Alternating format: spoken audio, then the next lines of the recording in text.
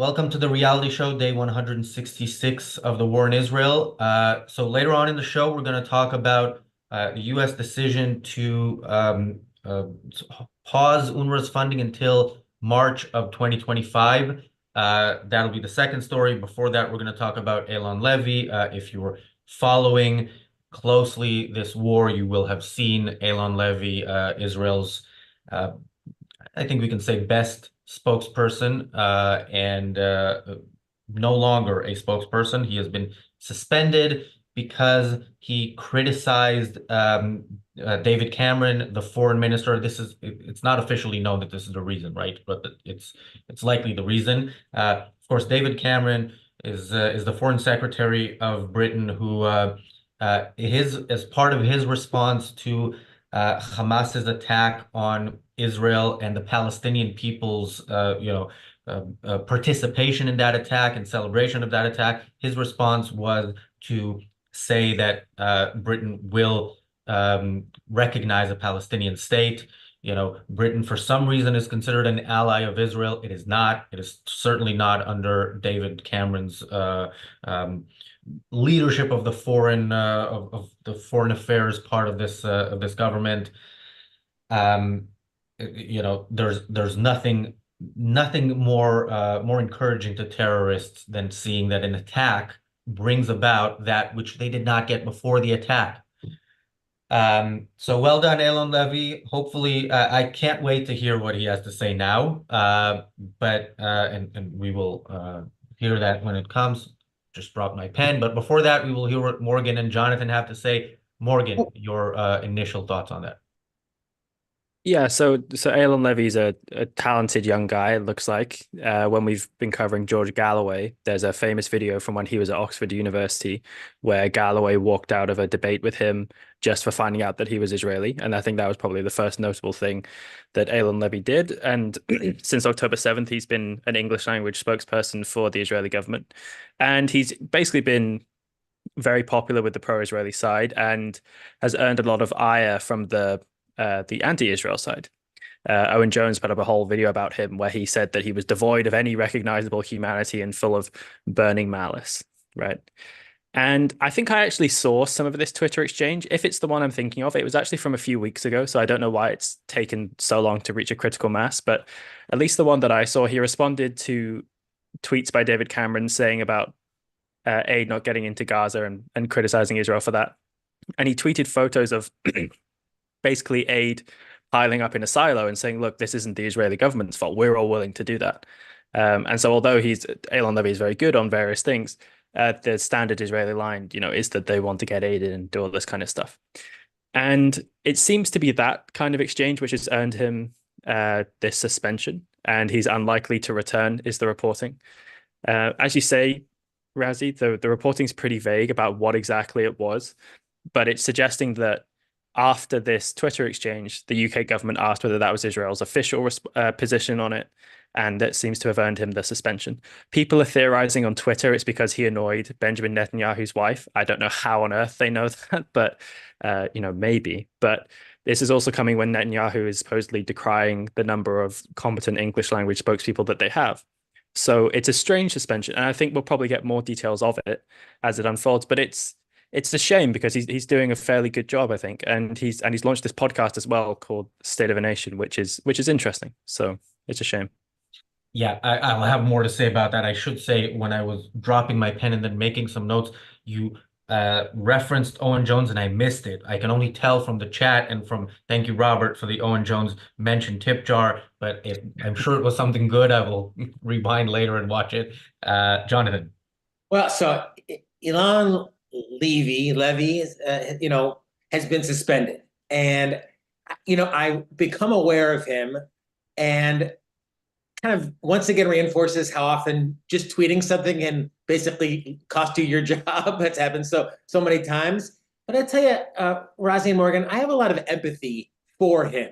There's a reason, as I remember, maybe someone in the chat can remind me where I read this, but Ayn Rand did not want to debate. She did not like to debate because, as I recall, she felt as if, she was going up into audiences where all of people's basic premises were different than hers. So, she was trying to make, again, this is my memory, is that she's trying to make arguments against a whole sea of completely different premises, and just made debate ultimately a very not useful form of communication.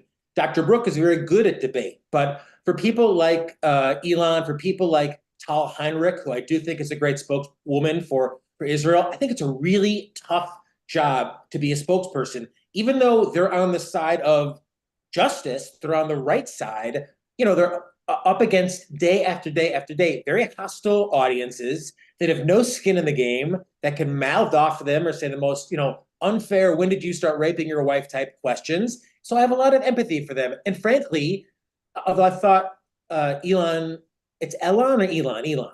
Eylon. I thought Elon was effective. One of the problems with being a spokesman is that when you start becoming the story, and even if he's a great spokesman, if he started becoming the story, maybe it's time to shuffle him out for someone new, so that doesn't happen, and keep the story where it deserves, and what's happening in Israel, and the war of self-defense they're trying to wage. Yeah, and you mentioned Tal Heinrich. She's been on this channel. Maybe I shouldn't say that because she might get fired for that. But yeah, she's a spokesperson. I think she's a spokesperson for Netanyahu, rather than for the state of Israel. I don't know what there's differences in the roles. But when I think of Eylon Levy, I think. Yes, he should be fired. He should be fired if Israel is going to pursue its current line, because he is too good for that line. And he got in trouble a few months ago when Nasrallah made his speech. I don't remember if this was late October, sometime in November. Nasrallah made a speech. People were waiting. Nasrallah is the leader of Hezbollah. People were waiting for it because they were wondering if he's going to say Hezbollah is now going to go all in and join Hamas in this war. And the speech was kind of received as a anticlimactic. Eylon Levy said something like something to the effect of, "Is that all you got? Well, maybe we killed too many of your speechwriters in our bombings," which I thought is hilarious. And I think in a time of war, you need that. You need to, like, Israel is we say this all the time. Israel is not just giving in militarily, intentionally not doing what needs to be done for whatever reasons, but it's giving in psychologically. Israel not only suspends a spokesperson who says what is right about Britain's horrible, horrible policy towards Israel at the moment, but it condemns its own soldiers when they take these pictures with the Israeli flag or graffiti places in Gaza. I'm not a fan of graffiti, but I make an exception for ruins of buildings in Gaza. I think I would participate in that. And there's too much of that. You're absolutely right. There's too much of this, getting angry at Israeli soldiers, just basically trying to be soldiers. And I agree with that. But there is some semblance of optics here. And look, I'm not a communications expert, but maybe Elon would be best not in government. Maybe he would be best as like a really take no prisoners podcast. Let him blow up in the speaking. Let him be an influencer. And maybe the idea is that the spokesperson needs to be, I don't know, a little bit more tactile, a little bit more reserved. Maybe they can't be a meme throwing flamethrower. Maybe that's not the role. So I agree with you, but I also have empathy because he and Tal are just up against the worst of the BBC, like day after day after day, hit after hit after hit. Yeah, which shows how great they are. And by the way, yeah, I agree with what you just said. And viewers of the reality show may notice that this is a 4-person panel with 3 people on it. So Eylon Levy, if you have more time on your hands nowadays, we have been wanting to get some non-objectivists on this show. You are more than welcome to join us. And yeah, I had another point, but I was Morgan, go ahead. Well, I don't know if he's the biggest fan of Ayn Rand. I've listened to a little bit of the musical he wrote with Rand in it, and he not the best. But I was shocked to hear that, and I think some of our American audiences were shocked to hear that this spokesperson for Israel, I guess in college, which probably wasn't too long ago, maybe a decade ago, wrote a musical with Rand specifically as the evil character. I mean, that is so so disappointing. I mean, Razi, Morgan, what is that? Do you know what do you know about that? So so it was actually performed here in Edinburgh, because every year there's the Edinburgh Fringe, which is this huge international comedy festival that also does a lot of theatrical performances. And so lots of talented young students from Oxford's colleges, which is where he went, come up and kind of write their own original stuff, and it kind of launches their careers. Lots of famous British comedians started here. And he performed this musical called A Theory of Justice, a musical. So the hero is John Rawls, and it's about his journey to write A Theory of Justice. And the main villain is Robert Nozick, but Rand is his kind of like evil sidekick, right, in it. And the Rand songs are they're not the most insulting, but in a sense, the whole casting her in that role is the insulting bit of it. So yeah, it's a shame because as Razi and I were talking about, maybe could we get him for an interview, and then I discovered he'd written this, and I was like, oh, maybe that's why he. Like some of Apollo Zeus is saying, how long ago was that? Maybe he was a precocious college, and let people off the hook for any shit that they pull in college. I feel like at least he read some of these philosophers. He read some of these thinkers. So, I mean, I don't think that disqualifies him. I was just surprised that he specified Rand. Although, is that any different than The Simpsons shitting on Rand all the time? I mean, for sure. And you make a fair point, but that was in terms of getting him for an interview, that made me feel a bit less likely we're going to get that. Yeah, I'll put it this way. If he agreed to, yeah, Daniel says this was first shown 11 years ago. If he agreed to be on this channel, of course we would have him on it. Look at Nikos's change. Our audience loves Nikos. Everyone loves Nikos. And look at Nikos's change over a period of 10 years. I mean, he had a complete philosophical transformation. He read Ayn Rand. We can be the ones that introduce Eylon again to Rand. I'm just throwing it out there. Just throwing it out there. If Eylon Levy decides to change his mind on that, that would be great. By the way, there's just the point that, yeah, the John Rawls crowd. I mean, John Rawls, I think, never responded to Nozick, right? He never responded to objectivists who challenged him. But a musical is probably the best that his side could do. With back to Eylon Levy and his more recent work, one of the moments I think in the past few months of his that are most memorable is when Kay Burley, despicable Sky News host, interviewed him at the I think this was right before the ceasefire, the temporary ceasefire with a hostage exchange, where it was 3 terrorists for 1 Israeli, and she asked something to the effect of, "So you think the life of a Palestinian is worth a third of a life of an Israeli?" And he responded by opening his eyes wide and making this face. Yeah, if you're going to be a spokesperson in the age of television, you need to have facial expressions like that. That was the perfect response. Yeah, that was perfection in terms of how to respond to a Kay Burley. Of course, to be in that position, you need to be able to stomach both sitting across from a Kay Burley and talking to her like she's a normal, decent human being, so lying to yourself, and speaking like basically Israeli talking points, which if you think Israel is doing what's right, or should, or is right in fighting against the Palestinians, it's you're basically between a rock and a hard place, and there's no winning. That's what I'm saying. I mean, it's look, my real thoughts. I mean, I hate that phrase, thoughts and prayers, but we think of the IDF who literally are putting their bodies on the line.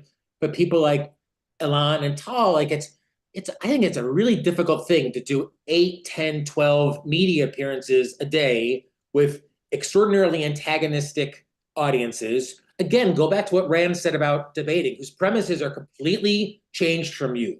He walks in with the Israeli flag behind him, and like the audience has already made up their mind in 3/4 of the world. This is the bad guy. This is the evil Israeli. So, I can understand after doing a dozen of those, after months, maybe he shot off a little bit too fast on Twitter. Maybe they need to sit him down for a little bit. But I think to our super chatters point, he's been a tremendous advocate for Israel, but he can't be the story. And if he's becoming the story, I don't think that's good for for communication's sake. By the way, those are our regular chatters. The only super chat we have is from Robert, but yeah, thanks for people to people who are engaging. And of course, if you do want to super chat, you will go to the front of the line in terms of your comment being read. Morgan. Yeah, and so another reason why the reporting on it feels like we're going to get more details is because so his Twitter still says he is an official Israeli spokesperson, and yet the reporting was saying he's not been at work for a week. And he's still on Twitter until about a day ago, been engaging, kind of, putting out the pro-Israeli government point of view, talking about all these kind of things. So it's a bit weird that if he's been kind of this unofficial suspension's been going on for like a week, then why is it only the last 24 hours he's stopped tweeting, and why isn't his Twitter changed? So yeah, it feels like. I mean, maybe he's taking a few days off. Come on, I mean, well, no, yeah, maybe. Let him. He hasn't posted in 24 hours, so something must be up. I mean, I'm just saying that like it. So they said that he's not been at work for a week and he's unlikely to return, and yet he's been doing his work. So it feels like there's more to the story that we're going to come out. But I think you're onto something in the sense that maybe what it is that he was maybe too animated or too out there in his statements, and so to compare him with Mark Regev, who was the previous spokesperson who's no longer there, he was very articulate, a very calm, a very good spokesperson, but he wasn't animated in the kind of way that you're talking about. And maybe they would prefer something like that. But then the reason why the suspension feels a bit weird is just like they could just sit him down and say, hey, let's just change this up instead of suspending him. So that's another part that just makes me think there's a bit more to this, and we'll probably discover as it goes along. It reminds me sometimes in like the cable news world, which I know a tiny little bit about, sometimes a host will say something that's controversial and sponsors whatnot, and then the host will like go on vacation for a couple of weeks, and all of a sudden they kind of disappear, and then they come back, or they come back in some capacity, or they don't come back. But I think you're right, Morgan. I there's probably more to come here, but it just seems a little salacious to be focusing on something like the spokesperson at a time when Israeli kids are in serious danger and Israeli citizens are in serious danger. So kind of the spokesman element seems a little bit vapid, no? There's definitely something there. And to Razi's point, Israel looks weak because anyone who is actually telling the truth is sat down. And that's kind of what you were saying. Razi is like, Well, I would say Israel looks weak in everything Israel does. Israel looks weak in its decision to talk about Rafah, to talk about the Gaza operation. We can go back nearly 6 months and show how Israel is weak in not responding fully militarily, in saying, you know what, we're not going to allow any humanitarian aid into Gaza. This was what was said in the first few days, until all the hostages are released. And of course, Israel now brags about more and more humanitarian aid being allowed in. We're not gonna, we're gonna minimize civilian casualties. So everything Israel does, this is consistent. That was my point. He should be fired if Israel is going to pursue its current policies. Israel shouldn't pursue its current policies and shouldn't fire somebody like this. And let me just quickly, yeah, Jonathan, go ahead. Well, just say our audience. We have a lot of great chatters here. Not enough super chatters, though. We are the Ayn Rand Center UK. We bring you 2+ hours of original programming inspired by objectivism every day. Hit us up with fucking 5 effing shekels. I mean, we're really 90 minutes a day, but that's still worth it. Bringing you this information. And so A. Hamilton's script said Levy has been doing a podcast where he interviews guests. A day ago, he had a very interesting interview with Shani Moore. So he's out there. He's not hiding. He's still speaking out. He's just not at the front of the cameras for now. Yeah. I mean, I listened to the podcast. It's quite good. The first episode, I think, was with Einat Wolf, and it seems like it's got good production values. My guess is that if he's no longer in his role, because it seemed like it was probably kind of bankrolled from his position, is that unfortunately it might not continue. And that episode was a few days ago, which again is a bit strange, because maybe it was recorded over a week ago, but if he's not been at work for a week, then how did it come out? So yeah, so we'll see how this goes. BL also says, to your point, Morgan, bad move and Razi as well, bad move to suspend him. He was a great voice for the Israeli government, excellent English, great delivery, no nonsense style. And certainly most of us that's here in the States, that's how we knew him. Yeah, and by the way, he's been prominent in some capacity for a while. Maybe we'll talk later about what happened between him and George Galloway, the recently elected member of the British Parliament, who was a member in the past as well. I want to read this tweet from Bella Wallersteiner, also a very good pro-Israel voice on Twitter. She said earlier today, suspension of Eylon Levy, a courageous champion of Israel, should shame us all. Lord Cameron should perhaps acknowledge efforts being made by the IDF to minimize civilian casualties and get aid into Gaza. We must support Israel in her darkest hours, not carpet her. So I like Bella Wallersteiner. I'm not a huge fan of this tweet. I think this is Israel's problem. First of all, it should not minimize civilian casualties. It should maximize suffering among its enemy so that its enemy decides not just to stop fighting now, but to stop fighting forever. That is how you win a war. You don't win a war by feeding your enemy and by attempting, not to kill those who killed you or celebrated your killing.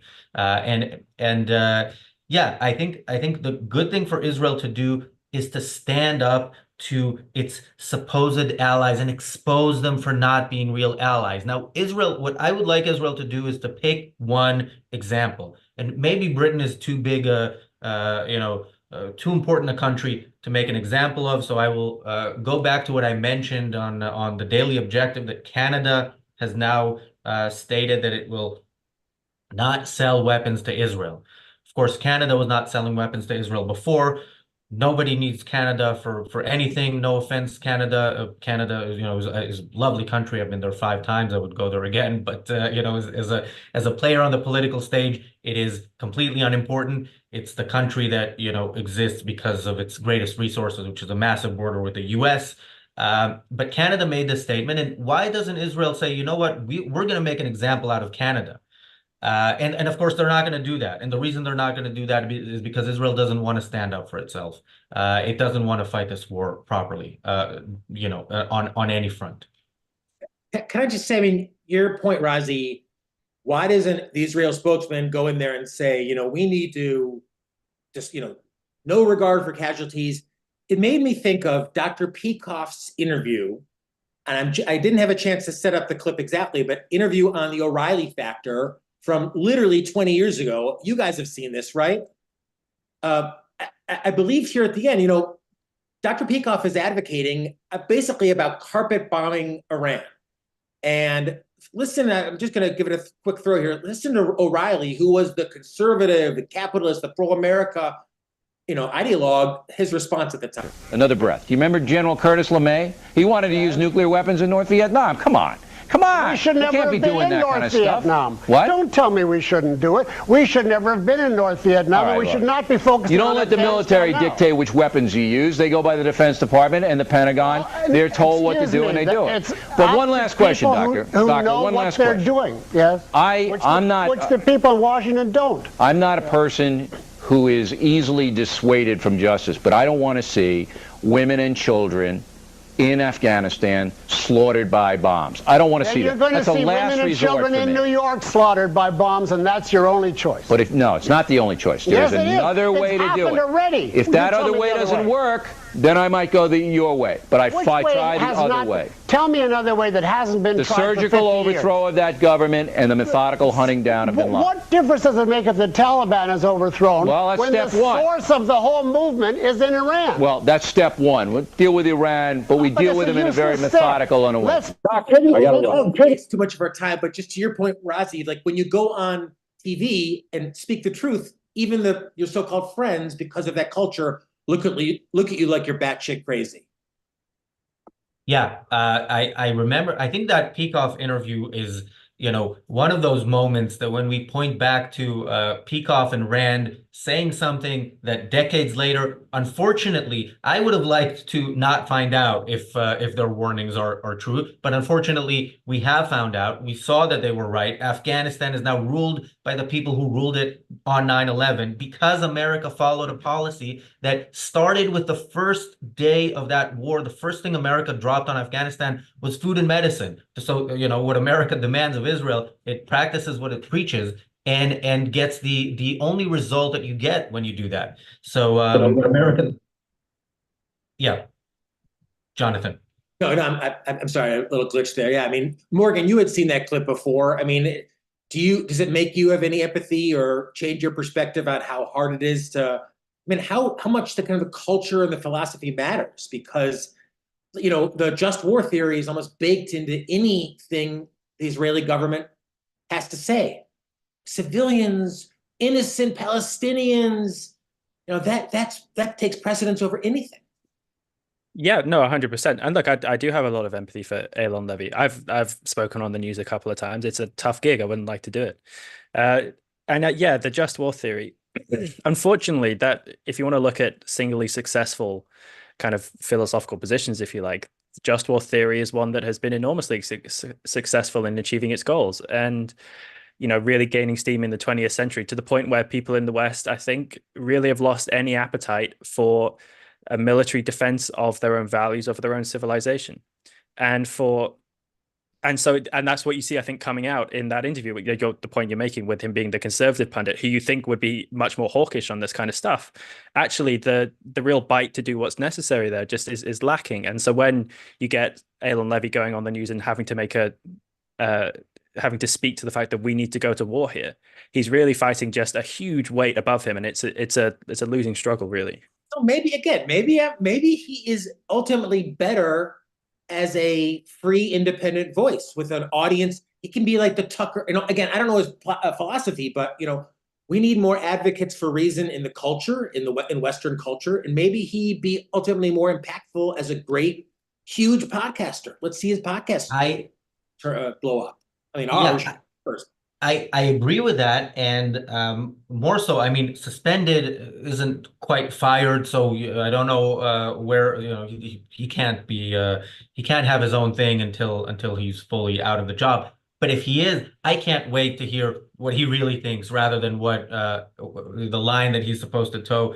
And that's. And it's not so uncommon. Look at MSNBC has like Jen Psaki. I mean, it's very common for people to move, probably in Israel and in the UK as well, from government to media positions as well. But we need advocates for reason, reality, self-interest. And I've often joked that as objectivists now, we are even further on the fringe, certainly politically, but even culturally and philosophy than we were 10 years ago. I hate to say it, but people look at us like, free market, what are you, crazy? We're seen as that. And certainly something like a truly just war, which is a war to completely eliminate the enemy, in this case Hamas, like in a day or two, with zero regard for civilian casualties. Like, you say that now and they're like, you're batshit, man. Yeah, people look at us like O'Reilly looked at Peikoff, even though this was 23 years ago and Peikoff was proved right.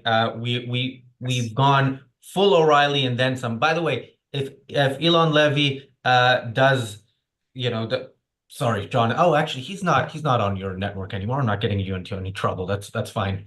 Yeah, if Eylon Levy does his own thing, by the way, he'll be more successful, I think. Just speaking his own mind, more successful. I'm sure he'd be making more money. So don't worry about him. Worry about Israel and what it says about Israel. That's the point here. Keep the focus not on the personalities here necessarily, but on the ideas. Yeah, and worry about Israel specifically in the context of deciding to get rid of him over this. Thank you, Kelly, for the super chat. Thank you, Enric, for the super chat. Enric says, I found Levy a personal. Start over. I found Levy a person who connected very well with the majority uncommitted audience. If suspended, it's a bad path. Yeah, the path, has been bad to begin with, and it's only getting worse. And by the way, If this Rafah operation happens, and we heard again from Netanyahu today saying it's going to take some time before it starts, that sounds to me like a way out. But if it happens, if you think things are bad now for Israel diplomatically, wait till that starts. And they're setting the groundwork. That's the thing. Israel gives time not only to Hamas to prepare militarily, so every day that passes, more soldiers will die when that operation eventually happens.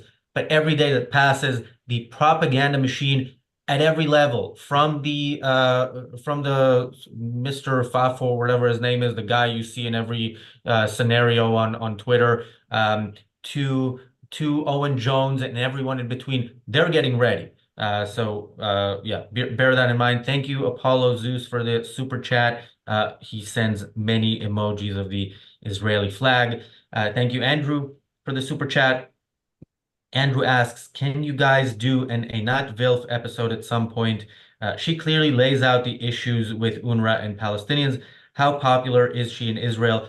She's quite popular. I mean, she's well known. It is possible. It is, we can try to have her on, but yeah, there's nothing in the works at the moment, but that's a possibility. And Frank, thank you for the super chat. Frank says, Galloway is happy Balfour painting damaged. So there was a painting of Balfour that they went and like tore up and stuff. And I saw a little bit of an interview with the girl who did this, or I think it was the girl who did this.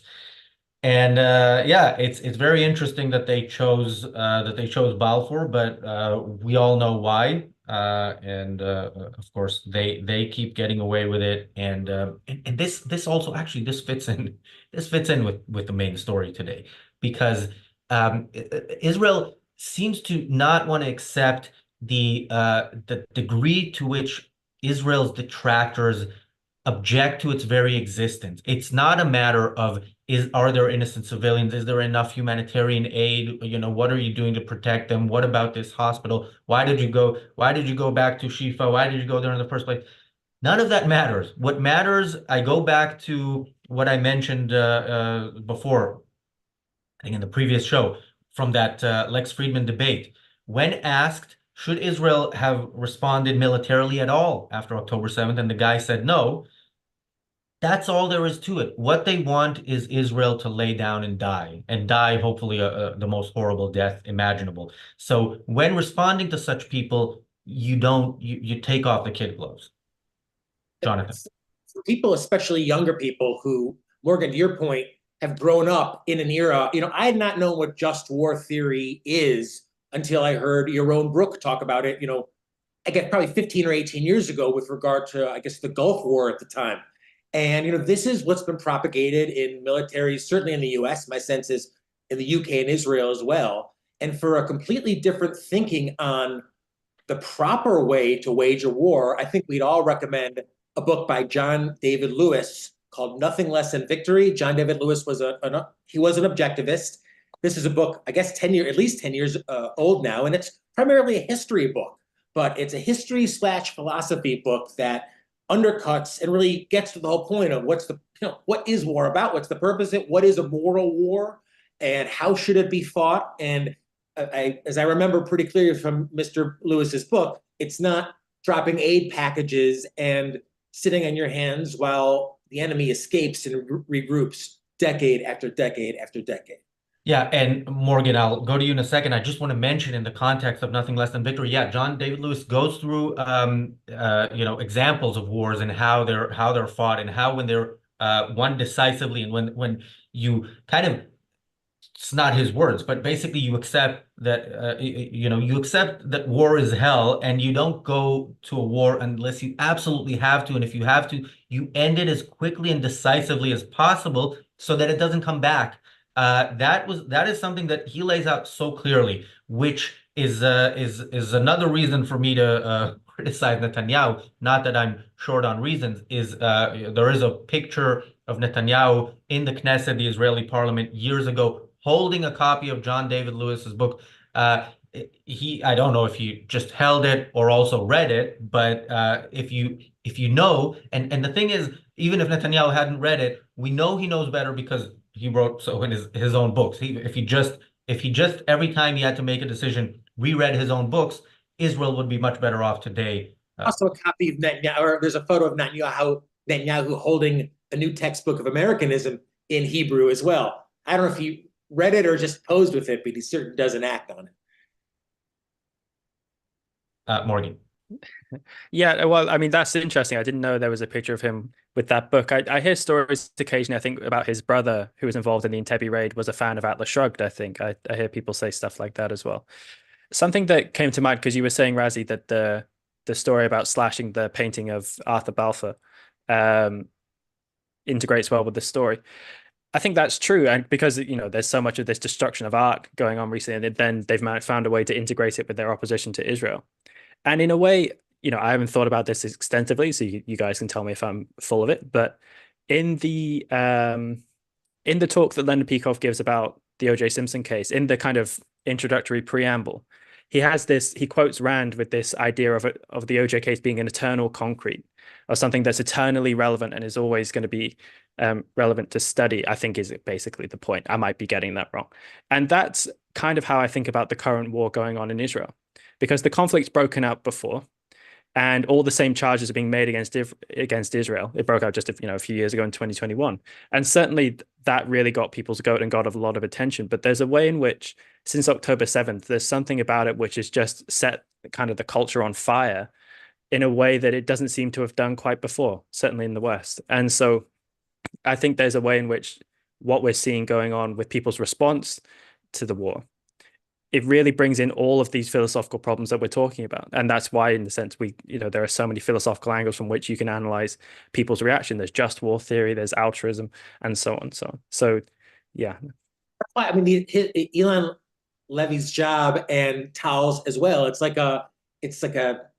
a really difficult role, I think, for this exact reason. It's like they're kind of trying to make a moral argument against immoral audiences with immoral premises in an immoral world.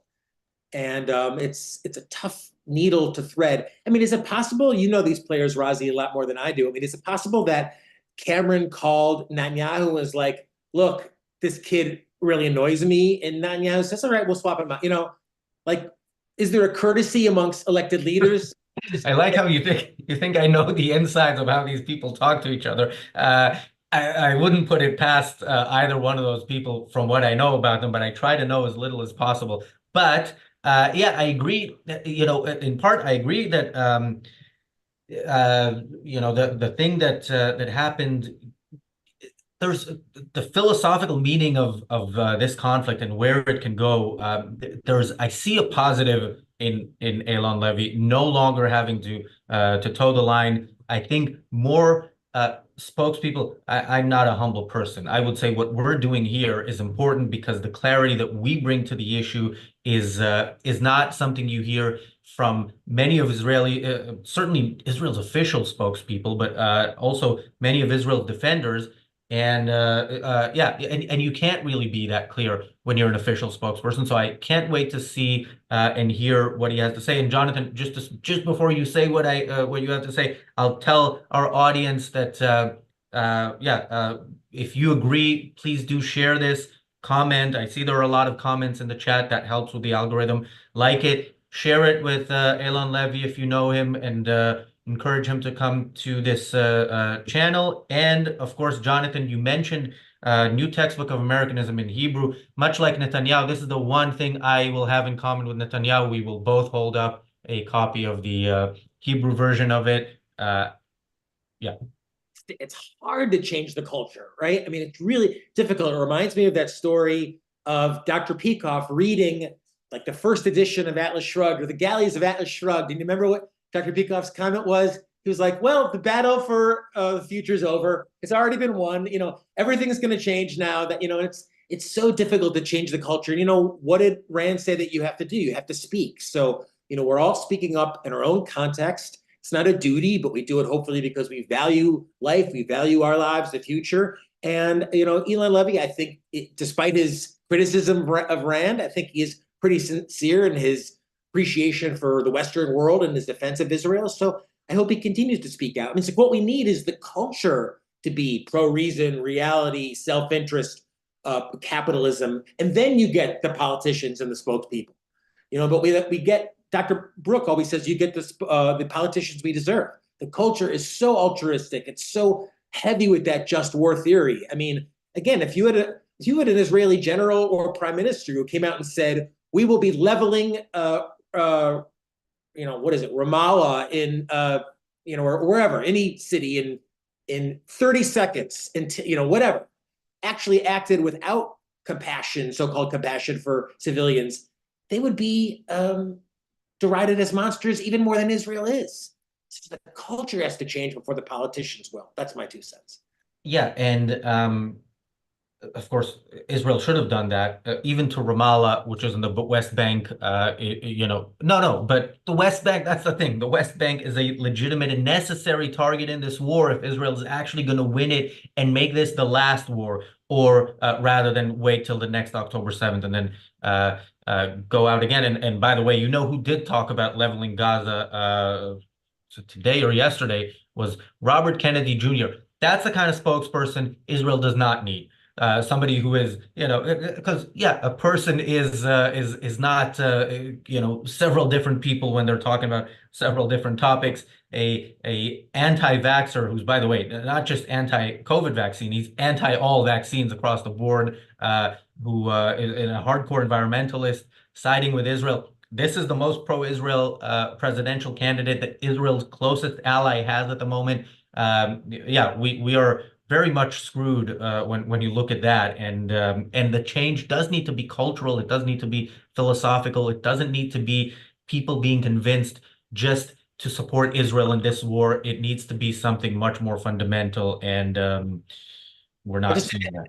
That's why I think we'd all, again, recommend, in addition to supporting our channel, John David Lewis's book. I mean, if you're interested in the conflict in Israel and just in how wars can be won, it's like Israel has been dealing with different Arab factions in the Middle East since before I was a kid. It's every decade there's a new roster of names, and the difference between, let's say, a victory in World War II and this ongoing, terrible, bloody, awful conflict in the Middle East, I believe, in John David Lewis would say, is how that war is fought and finished. Morgan. Just on Eylon Levy, because you were saying before, Razi, that you were really excited to see what he might say when he goes independent. I agree with that in the sense that on the early episodes of his podcast, occasionally if the guest seemed to be veering towards too much criticizing Israel's allies, like the UK or something like that, he would kind of have to step in and say kind of, but we don't want to impugn our allies and so on. And, clearly kind of doing the official spokesperson diplomacy kind of thing. And so I think, if he was to go independent with his podcast, he wouldn't have to do that kind of stuff. And I wager he would be much more of a critical voice. So I think that would be very interesting. And something that you said, Jonathan, made me think of this, because you were saying, like, if people value life, they should care about Israel. And I think that's true. And when I really kind of decided that I was very much on Israel's side in the conflict was, when I was growing up, I would hear about the conflict, about the times when it broke out, but I wouldn't know much about it. And I didn't want to take too much of a position. I kind of leaned towards Israel, but I wasn't exactly sure. But then in 2021, when I was really paying attention to the news in a way that I hadn't done when I was younger, and it broke out, I remember just seeing the videos of the rockets flying into Israel and the Iron Dome coming up and shooting them out of the sky. And that all that the news was reporting on was just how terrible Israel was. And I remember thinking, there's just something so rotten here. And so occasionally I think we get some comments from people who are a bit skeptical about, why should people in the West care about this? These are people, in effect, they sound like Chamberlain. These are people far away about whom we know little. If you have a mind towards justice, I think you really should care about seeing a people who are defending themselves against all these awful barbaric attacks. Go watch those videos of the Iron Dome shooting down rockets, and how people in the West can't help but just blame the people who are having to shoot down the rockets, which are flying into their own country. So I think though I agree with you, John, that it's not a duty. If you care about justice, I don't see how you can't come to the conclusion that you should really care about Israel and you should really be in favor of it. Thank you, Kelly, for the additional super chat. I think our second story does tie into this story, and that's the recent reports, and I don't know if there's full confirmation that the U.S. is gonna keep its suspension of funding to UNRWA until March of next year. The reason I want to tie it in now to this story is because these are so Daniel says it's passed by the House, Senate hasn't voted yet. These are the moments, these are the battles on which Israel does actually need its spokespeople. This is where an Eylon Levy is needed. Now, again, I still think, considering Israel's position on everything, it's better off with, it is actually better off with Eylon Levy explaining to the world, what Israel maybe should do rather than what it does do. But yeah, any thoughts on how Israel reacts, and not just with UNRWA, how Israel is reacting to things in the world? You know what? With David Cameron's statement a month ago or so, that the U.S., the U.K. will consider recognizing a Palestinian state if the Rafah operation goes ahead, which is a very bizarre diplomatic move. Israel did not have a proper response to that. Israel doesn't do things right in the diplomatic arena. Yeah, I mean, and this is something which this suspension of funding for UNRWA, I really hope it does go through, because people should remember that UNRWA's budget basically is $1 billion a year, or was $1 billion a year, and 300 to 400 million of that was coming from the US. So if the suspension continues, then hopefully we will really see the collapse of UNRWA finally coming around. And I think this, we talk a lot about how terrible the West response has been to Israel, and I think it is in so many ways. And yet occasionally little kind of glimmers of hope come up in this arena. And it's because, as I say, this is a just thing to do. The people in the West shouldn't continue to support the people who are radicalizing Palestinian children into anti-Semitism, basically. And for David Cameron, justice is something which I think is sorely absent from his mind. I would never try and fault him by saying he had the wrong ideological conviction. I think he has none at all. I think he is really someone completely on the expediency of the moment. And yet, unfortunately, he seems to tend towards the anti-Israel line. And I think it's something that we sorely need in our leaders. And, David Cameron, bringing him back from the perspective of Rishi Sunak trying to appear more competent, there's a way in which you could say it was a savvy move. But in terms of having the right people in the right positions who are going to do the right things, it was a disaster. And we're seeing that play out. It just, every day it seems like I read more about how UNRWA has been complicit in all of this terrorist training and terrorist hiding. And, just as Dr. Peacock's interview with O'Reilly was so prescient and prophetic, again, it just makes me think of who wrote about the UN, like 30 plus years ago? Who was deeply critical of the United Nations and all of the unearned prestige it afforded some of the worst countries on earth? Oh, I don't know, Ayn Rand. And it's so frustrating that, Ms. Rand covered this in great detail. I encourage everyone to kind of read up her very eloquent criticism of the United Nations, because it's, now even like the height of altruism is we're literally funding our own adversaries. We're literally shoveling money to our own enemies vis-a-vis altruism in the United Nations when we shouldn't be in it at all. I don't think Israel should be either. But again, Rand nailed it 30 years ago. Yeah, and this is again where you want on the diplomatic front, you want the battle fought not the way it's currently being fought. You want when several countries announced suspending funding to UNRWA when it was already beyond a reasonable doubt that they are complicit, that this has been something they've been doing for decades, like the education system, this was known. This was not unknown before. The specific involvement on October 7th required some looking into, and when that was no longer in doubt, some countries suspended their funding, some countries increased their funding. And why is there nobody there saying, hang on a second, you are paying to make sure that the next generation of terrorists will be raised, to do another October 7th, rather than the next generation among Palestinians will maybe be raised, in a different way. And Israel, just to say, Israel's position on this is, yeah, UNRWA should go and should be replaced with something else. Well, who is the something else going to be run by, and where are the checks and balances that are going to make sure that it is not another UNRWA? And the answer is they don't exist. And nobody's really demanding them. So back to Eylon Levy. I hope he is upset, and I hope when he speaks out, we will hear what he really, somebody that eloquent and that right on things, I'm sure does not necessarily agree with everything that he was forced to say in the role that he no longer has.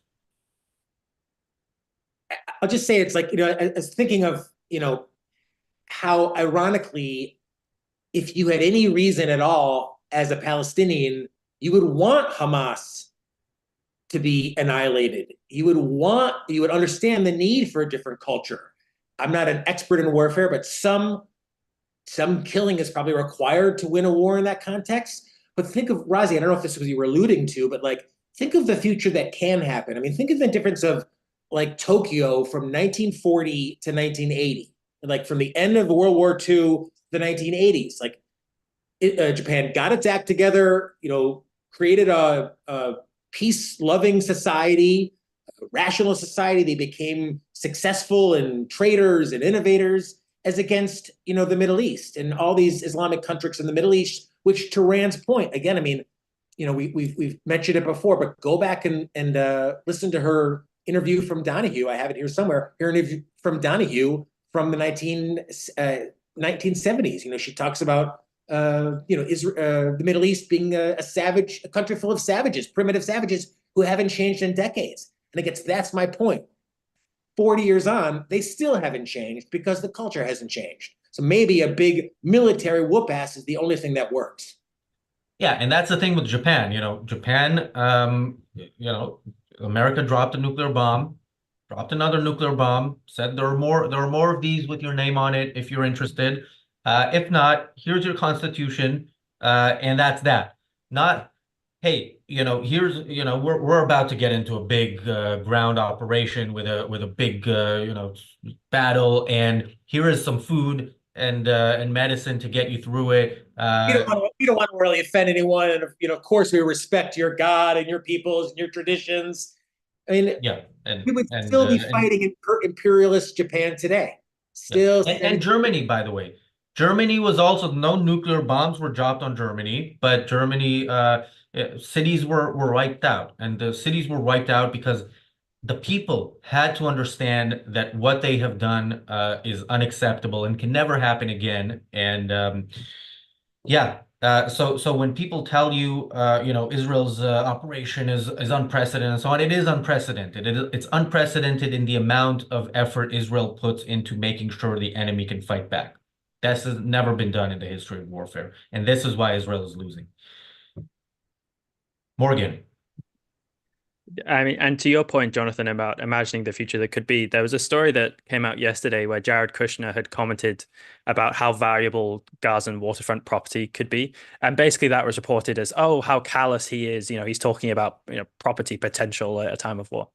But in the context from when I saw the clip, and I don't want to say praise Jared Kushner, it's not like I've got a terribly high opinion of him, but he was talking about, imagine if all the money that had gone into building terror networks had gone into building up livelihoods and developing this area, how much better it could be. And so he was in a sense lamenting the state in which Gaza had gotten to in supporting all these terrorists. And the fact that people can only hear him say, imagine the property potential or something, and they can't see that basically what he's saying is this could have gone another way and the future could be so much better. It just goes to the way in which people just have blinkers on and don't want to imagine that actually this conflict could be resolved. It's going to have to be resolved through military force at this point. We've spoken on the channel about how Gaza could be eventually like Tel Aviv if the people want that. But people in the West are supporting them staying as they are. And that's terrible.